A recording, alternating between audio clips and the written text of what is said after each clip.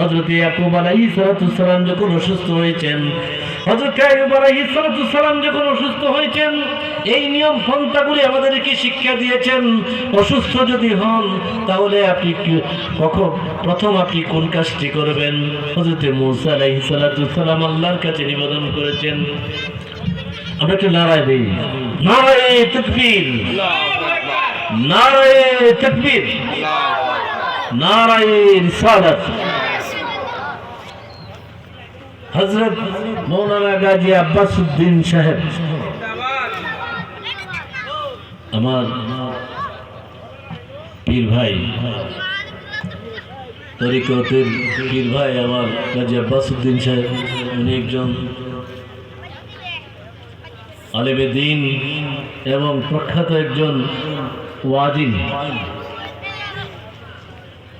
তো উনি যেহেতু এসে গেছে, আমি আমার আর বক্তব্য আর দীর্ঘায়িত করব না, আর আমি দীর্ঘায়িত আর করছি না।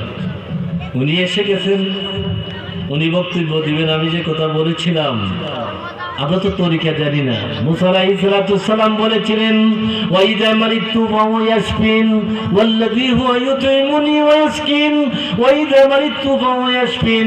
আল্লাহ তুমি আমাকে পানাহার করাও, আর আমি যখন অসুস্থ হই তুমি আমাকে সুস্থতা দান করো। আল্লাহ গো আমার আল্লাহ, ও মায়ার আল্লাহ, তোমার হাতে আমার সুস্থতা নিহিত। হযরত দাউদ আলাইহিস সালাম যে বাক্য বলেছিলেন, হযরত আইয়ুব আলাইহিস সালাম বলেছিলেন, রব্বি আন্নী মাসান্নী ইয়াদুররু ওয়া আনতা আরহামুর রাহিমিন। আইয়ুব নবী ডাক্তারের কথা বলে নাই, কবিরাজের কথা বলে নাই, ঔষধের কথা বলে নাই, আল্লাহকে বলেছেন আমি অত্যন্ত কষ্টে নিপতিত হয়েছি। আনতা আরহামুর রাহিমিন, তুমি দয়াশীলদের শ্রেষ্ঠ দয়াশীল। আমার আল্লাহ বলেন, আমার রহমতের দরিয়ার মধ্যে, আমার রহমতের দরিয়ার মধ্যে জোশ উঠে গেছে। আমার একজন পয়গম্বর বলতেছে আমি শ্রেষ্ঠ দয়াময়দের মধ্যে, আমি শ্রেষ্ঠ দয়াময়, সকল দয়াময় দয়াকারীদের মধ্যে আমি শ্রেষ্ঠ দয়াকারী। হ্যাঁ, হযরত আইয়ুব আলাইহিস সালাম এই কথা বলার সাথে সাথে ওনাকে সুস্থতা দান করলেন। আলোচ্য বিষয় শেষ করার, এত সংক্ষিপ্ত সময়ে শেষ করার মতো না। একটি বিষয় আমি বলে যাব বক্তব্য শেষ করার আগে।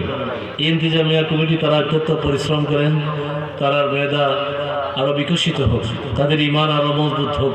তো আমার মনে হয় যে প্রত্যেক বক্তাকে যতটুকু সময় দেওয়া হয় তার মধ্যে একটি বিষয় দিলে ভালো হয়। মানুষ কিছু জানলো, অন্তত বিষয়ভিত্তিক করলে জানলো। আমি যা বলে গেলাম আর একজন পরবর্তী বক্তা যদি এই প্রসঙ্গে আনে তাহলে একই ধরনের হয়ে যায়। তো বিষয়ভিত্তিক যদি আলোচনা হয় আমার মনে হয় যে ভালো হয়। এই যুব সংগঠনের যারা সদস্য আছে সকলের প্রতি আমার এই আশা আমি ব্যক্ত করছি।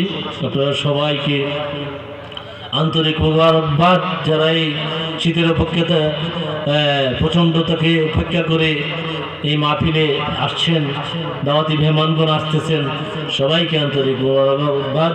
সবার দীর্ঘায়ু কামনা করছি এবং আল্লাহ রাব্বুল আলামিন যেন আমাদেরকে এই দ্বীন মজলিস থেকে, এই মাহফিল থেকে আমাদেরকে অন্তত কিছু নিয়ে যাওয়ার, অর্থাৎ কিছু আমলের কিছু বিষয় নিয়ে যাওয়ার, যা শুনি যা বলি তা থেকে যেন কিছু আমল আমরা করতে পারি, সেই তৌফিক আমাদেরকে আল্লাহ রাব্বুল আলামিন দান করুন।